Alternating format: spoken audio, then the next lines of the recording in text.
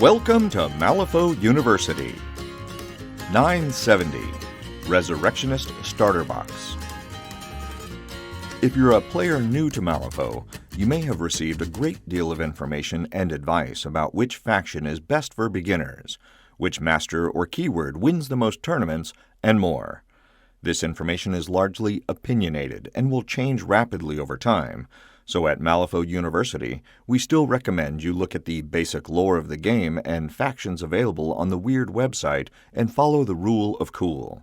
That is, whatever looks cool, feels cool, or makes you say, "Oh, cool," is the faction you should play, because you'll enjoy it the most, and that's ultimately the point of the game. Each faction has a starter box with 4 models. The soulstone cost of the individual models will vary, but the entire crew will add up to 25 soulstones, which is perfect for a small game. The starter box also contains a unique faction-themed fate deck, 10 scheme markers with the faction's logo, a measuring widget, and all the general upgrades available to your faction. Let's talk about each of these before we get to the models. This fate deck, while themed for the faction, is not the same as the regular faction fate deck you can purchase separately in the Wyrd store. This one is unique to the starter box, which is pretty cool. These are paper cards, which means they're not necessarily the most durable, and if they get wet, they will take damage. If you'd like to make them last, you can buy standard-size card sleeves from your friendly local game store in a variety of colors and styles.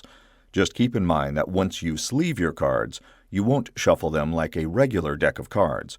You'll blend the halves of the deck from the side 5 to 7 times. If you shuffle them normally, you'll put creases in the sides of the sleeves and kinda wreck them. A cardstock sheet has 10 scheme markers and the measuring widget. Punch them out carefully so you don't tear the design. These scheme markers do not need to go onto plastic bases. They're already 30 millimeters across and ready for the table. You can use these with any crew in this faction you later decide to build. If you play against someone else with a crew in the same faction, you'll need to distinguish your scheme markers from his somehow, maybe by putting a coin on top of yours.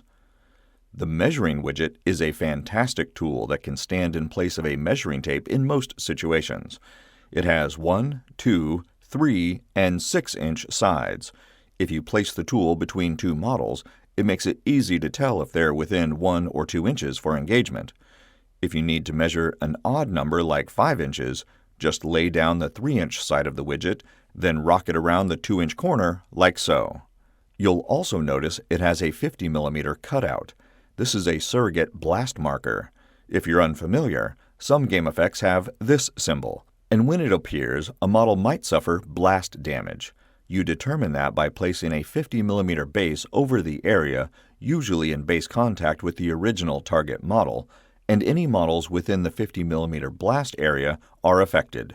You can use this widget to measure that 50 millimeter diameter without having to place a 50 millimeter base on the table.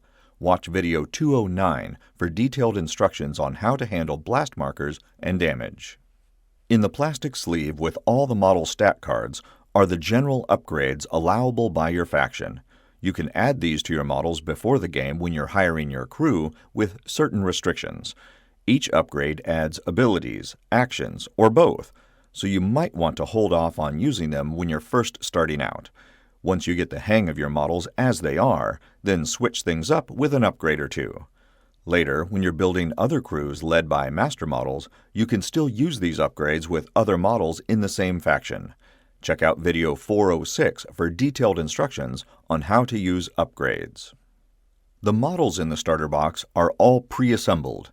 This means they are all molded at the factory and are each a single piece, so no assembly or other tools are required. The only thing you'll need to do is glue them onto their included bases. Check the base size on the bottom of the back of each stat card to make sure you put each model on the right base. You could use regular white glue, also called PVA glue, but you'll find it doesn't hold very well for long. Most players will use plastic glue to fuse the models to the bases, but this works only if it's plastic to plastic. If you create thematic bases out of cardstock, cork, wallpaper, or anything else, you'll probably have to use superglue. I skipped the plastic glue and went straight to super glue for these models. Despite the tiny points of contact on Batsch and Amalie and the two Dapperlings, they held fine and gave me no problems. This is probably because they are also very light models. Oskar is a very heavy model, but he has big flat feet. You'll want to use the dress of the female Dapperling as a third point of contact when gluing, since she's kind of on her toes. Once you have the models on their bases, you could put them on the table and get right to playing. When you can, though, you'll want to paint them according to your own unique style and preference. You might feel like you're not very good at painting models, but it's a skill that takes practice, and there are no better models to start on than your starter box models. There are countless YouTube channels, live streams, and other resources available to teach you how to paint, so we won't repeat that information here. I found no particular challenges when painting these models. They're zombies, so any rotten flesh paint scheme you want will work fine. They have fine clothing, but it's been rotting in the bayou so long you can do what you want to it as well. The shelf mushrooms growing out of the side of each model is a unifying feature among the four, so you'll probably want to plan a single paint scheme for the fungus. Oskar has plenty of details on him if you really want to make each leaf and texture unique, but you can still make him look nice with just 3 or 4 colors. Since he is so textured and huge, if you can get a green spray base coat, that will save you a lot of time. Here's one way you can paint your models, and here's another thanks to Nate over at Steam-Powered Scoundrels. You can check out more of his work at the link in the notes below. I'll take a brief moment now to thank all those who were patrons at the time this video was made, especially Griff, Suttergay, Tom, Alan, Jeremy, Mikolai, Oleg, and Travis, and many more at the free student tier. Your support is essential to bringing these videos to life. Now that we've explored everything else in the box, let's get to the models. The Fungal Keyword models were introduced in the Ashes of Malifaux rulebook, so refer to that book for the lore and stories that go along with this crew. All 4 models have the Fungal Keyword, so as long as range, line of sight, and other rules are satisfied, any ability or action that refers to a friendly fungal model can be applied to any of them. If their cards are updated through the errata, you can always get the most current cards through the Malifaux Crew Builder app or from the resources page on the Wyrd website. Batsch and Amalie are the henchmen who leads this crew. Though it appears to be 2 models, they are 1 base and count as a single model. As a henchman, they are the only one of the fungal models eligible to use soulstones. All 4 of the Fungal Keyword models have 2 abilities in common, but they are also pretty common abilities across all keywords and factions. Hard to Wound means all damage flips against these models have a negative modifier. The attack itself is handled normally, but if successful, the damage flip is penalized. Normally, a negative modifier means you cannot cheat, so this can help the fungal models from taking more damage than they otherwise would. The other ability common among them is Regeneration. At the start of these models' activations, they heal 1. If they haven't suffered any damage, then the ability does nothing, and since it says +1, the ability can stack with other regeneration effects that might come from upgrades like Grave Spirit's Touch. If you attach this upgrade, which comes with Regeneration +2, to one of the fungal models which all have Regeneration +1, that model will heal 3 at the beginning of its activation. Aside from Hard to Wound and Regeneration, Batsch and Amalie's first ability is Endless Waltz. This can take effect every time they suffer damage from an enemy attack action and gives them the choice to push up to 3 inches in any direction. Damage from other sources like falling doesn't matter, and if damaged by a tactical action or ability, that also doesn't count, since this ability specifically says Batsch and Amalie need to suffer damage from an attack action for this to kick in. Their other unique ability is called Fruiting Bodies and is an aura that moves with them. Corpse markers and friendly scheme markers within 8 inches of them are treated by enemy models as severe terrain, which means they will take twice as much distance as normal to cross. Any other enemy game effect that targets terrain or terrain markers can then use these corpse and scheme markers as long as they are within this aura. Batsch and Amalie's Revolting Swipe gives them a 1-inch engagement range and does 2, 3, or 4 points of damage when it hits. The only trigger on it comes from a crow and is called Drain Magic. This nifty effect causes the target to discard a card if they have any in their control hand. They get to choose it though, you don't get to pick it. The second effect is optional and lets you draw a card and then discard a card, so this can be a handy way to possibly switch out a card from your hand that isn't helping you so much. Mushroom Cloud is a ranged attack action, but not a projectile attack. It is resisted by the target's movement and ignores concealment. If the target is in severe terrain, Mushroom Cloud gets an automatic positive modifier to the duel, letting you flip 2 cards and pick whichever one you want. Remember that corpse and friendly scheme markers within 8 inches of Batsch and Amalie count as severe terrain, so if the targeted model is in that range and even touching one of those markers, you get the positive modifier. If successful, Mushroom Cloud does 2 or 3 points of damage.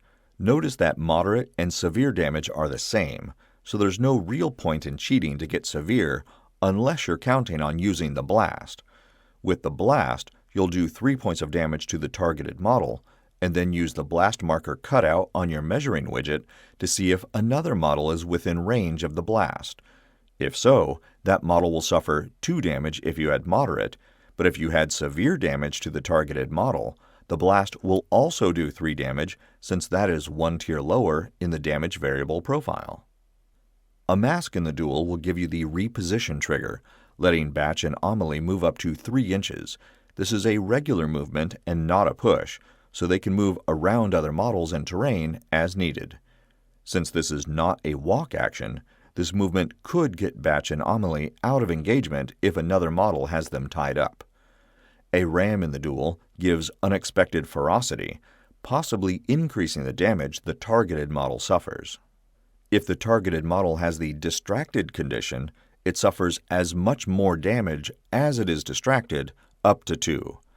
Note that this does not affect models in the blast of the Mushroom Cloud, since they were not the targeted model. Batsch and Amalie's bonus action is called Spore Spurt and has a 6-inch range. If nothing else, this attack forces the targeted model to discard a card. If a friendly fungal model is also engaging the targeted model, then the targeted model also gains Distracted +1. Since this is not a projectile attack, Batsch and Amalie can use it on a model they themselves are engaging, and they also do not need to worry about friendly fire, which applies only to projectile attacks. A ram in the duel will let you declare "Be careful" button. This trigger can be declared only if the fungal enforcer, Oskar, is within 6 inches of Batsch and Amalie. If he is, both Oskar and Batsch and Amalie gain shielded +1. Take note that every Fungal Keyword model has this Spore Spurt bonus action, so it's possible for them all to give Distracted to the same model, increasing the potency of the Mushroom Cloud attack with the Unexpected Ferocity trigger. Their only tactical action is the Power of Dance, which is a 3-inch pulse centered on themselves. It has a target number of 12, but comes with a 6 and a built-in crow, so you need to flip or cheat in a 6 or better to make it happen. If you do, friendly models within 3 inches heal 2, but this does not apply to Batsch and Amalie since pulses do not affect their sources. The crow in the stat guarantees the Cordyceps trigger if you want it, and causes enemy models within 3 inches to take a target number 12 movement duel. If any enemy models fail this duel, you get to move those models up to 3 inches in any direction, ignoring severe terrain, including corpse markers and your scheme markers that are considered severe terrain. If you flip, cheat in, or use a soul stone to get a tome in the duel for this action, you can declare the Fancy Feet trigger, which lets you move any 2 markers within range up to 3 inches in any direction, also ignoring severe terrain.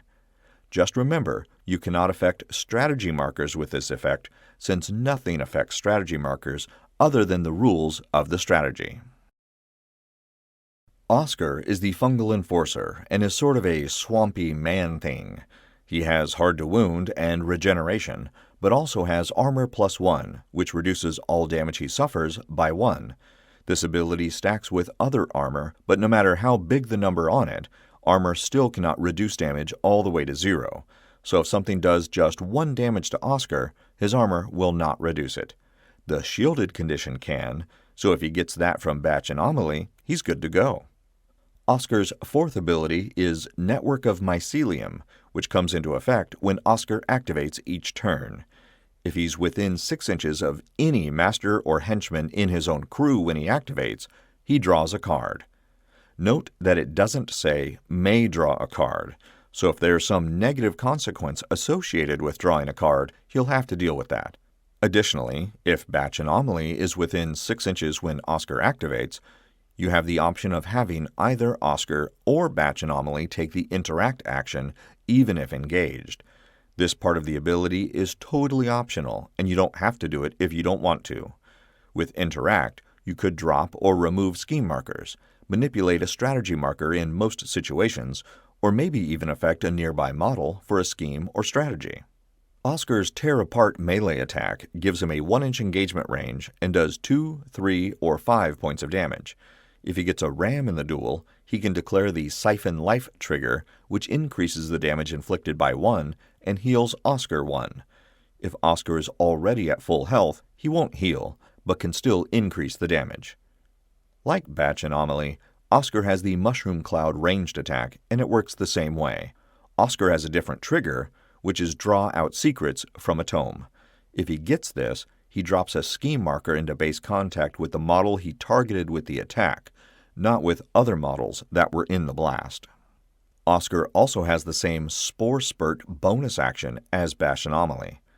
Unlike the henchman, Oskar's stat has a built-in ram to guarantee the Siphon Life trigger if he wants it. Alternatively, Oskar can use the Smell the Roses tactical action as his bonus action. It has a target number of 11 and a stat 5, so he'll need a 6 or better to make it work. This action targets a member of his own crew with the Fungal Keyword or any marker, either of which must be within 6 inches of Oskar when he uses this action. Since it doesn't say other friendly fungal model, Oskar can target himself with this action if he wants to. Until the end phase, a 3-inch radius around the marker or fungal model is treated as severe terrain, but friendly models have the option to ignore it if desired. The last models in the starter box are the Dapperlings. They are 2 distinct models, but they have identical stats, abilities, and actions. You'll see that they have a hiring limit of 2, so even if you buy another starter box with 2 more Dapperlings, you aren't allowed to have more than 2 in a crew at a time. They have regeneration and hard to wound, but also have the Latch On ability, which says that enemy models in base contact with a Dapperling suffer a -1 penalty to their defense stat. Both of the Dapperling's attack actions are resisted with defense, so they'll be more effective if you can get all the way in before you use them. This penalty lasts only for the duration of base contact and doesn't stay with the model once contact is lost. Their fourth ability is a demise ability called Eternal. It can be used only once per turn and only if you have a card in your hand to discard. If a Dapperling is killed, you can discard a single card and heal the Dapperling all the way back to full health. If it gets killed again in that turn, it'll be dead for good, but it may be worth it to always keep a card or 2 you don't mind discarding just to keep bringing these nasty dudes back. The Dapperling has Revolting Swipe, like Batsch and Amalie, but slightly different. The Dapperling stat is only 4, but has a built-in Crow to guarantee the Dismember trigger. That trigger can be used only against models with the living, undead, or beast characteristics. Models that are only constructs, like the Gearlings in the Arcanist starter box, are immune to this one, as are some models that have none of these characteristics, like the Daydream models of the Nightmare keyword. If you use this trigger against the right model, you'll drop a corpse marker into base contact with it, even if you don't kill it. If this attack does kill the target, you'll drop only 1 corpse marker, since the trigger requires the target to be on the table when you drop that corpse marker. Alternatively, a tome in the duel will give you the Grab On trigger, which gives the target model the slow condition, but immediately ends the Dapperling's activation, so maybe use this one only for the Dapperling's last action. Like the other fungal models, Dapperlings have the Spore Spurt bonus action, but theirs has no triggers. Otherwise, it functions the same and gives the distracted condition if the target is engaged by a fungal model. Their other bonus action, Creep Along, is one of their tactical actions and requires a 6 to reach its target number. If successful, you push the Dapperling up to its movement stat, which is normally 4 inches, towards another member of its crew in its line of sight. If the model's movement stat is lowered somehow, like with the staggered condition, that would reduce the available distance to push. Even though the Dapperling has 2 bonus actions available, it can still take only one of the 2 during its activation. The other tactical action is Fungal Bloom, has a 6-inch range and a target number of 10. The stat 5 means you'll need to flip or cheat in a 5 or better to make it happen. This action targets either a marker of some kind or another friendly fungal model within 6 inches. It does specifically say another friendly fungal model, so the Dapperling cannot target itself with this action. It could target the other Dapperling though, so that's an option if they're close. If you get it to work, enemy models within 2 inches of the targeted marker or model must pass a target number 11 defense duel or else suffer 2 damage. The tome built into the stat guarantees the Strong Winds trigger if you want it. This pushes the targeted marker or model up to 2 inches away from the Dapperling for every tome in the duel. On its own, this is worth 2 inches of movement. If you flip or cheat in a tome during the duel, that's another 2 inches since you'll have 2 tomes. And if some other game effect adds a suit, you can get another 2 inches, but that's the maximum allowed. If you need to get a marker or model to a certain place on the board to score a victory point, this can be a tricky way of getting some extra movement. Now that you understand how your models work together, practice playing a simplified game. This format also works very well in your friendly local game store for demo games. Set the table with a normal amount of terrain, as described in the core rulebook and also in video 301. Each player claims one standard deployment zone, which is an even strip across one side of the playing area 8 inches from the table edge. It doesn't matter who goes first or sets their models on the table first, as long as no part of any model's base extends beyond the deployment zone. Watch all the videos in the 100 and 200 series so you have a grasp of the fundamentals before you play.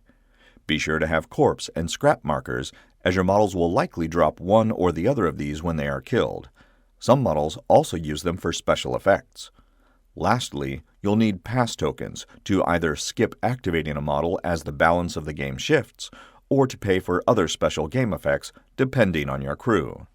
With that said, you'll play a full game of 5 turns, but with only 4 models in each crew, it won't take that long. You can play at just 25 soulstones, which will be all the models in your starter box, or you can play at 30 soulstones, which gives you a few extra for an upgrade or 2 and some soulstones left over for your soulstone pool. You might want to wait until your second or third game before adding in upgrades and soulstones, and for your first game, just focus on the abilities, actions, and basic game mechanics. You also may have learned that in games of a certain size, the crew leader gets to take 3 actions and a bonus action. That size is 50 soulstones. So at this 25 or 30 soulstone level, all models, even the crew leader, will take just 2 actions and a bonus action. Like regular games, there is no scoring victory points in turn 1. In turns 2 through 5, each player can score victory points in 2 ways: kill an enemy model, or place a scheme marker into base contact with a piece of terrain that is on the enemy half of the table. You'll have to remove the scheme marker to score the point, but in this simplified game, you can score as many victory points as you're eligible each turn. If you kill one enemy model anywhere on the table, and then remove 2 scheme markers that you had placed next to terrain on the enemy side of the table, then you'd score 3 victory points that turn. At the end of the 5th turn, count up all your victory points and see who won. Be sure to show good sportsmanship and shake hands with your opponent after your game. After a few beginning games like this, look into the Henchman Hardcore format in Gaining Grounds and take your game to the next level. That's the introduction to the Resurrectionist Starter Box. Pick up a printable set of all the markers and tokens you need to play Malifaux in the Wargames Vault. If you haven't already, join our Patreon for early, ad-free access to all new content. And be sure to visit the Malifaux University gift shop for the latest in Malifaux-themed shirts, hoodies, drinkware, and more. Links are in the notes below. And remember, play friendly games, keep it simple, and have fun.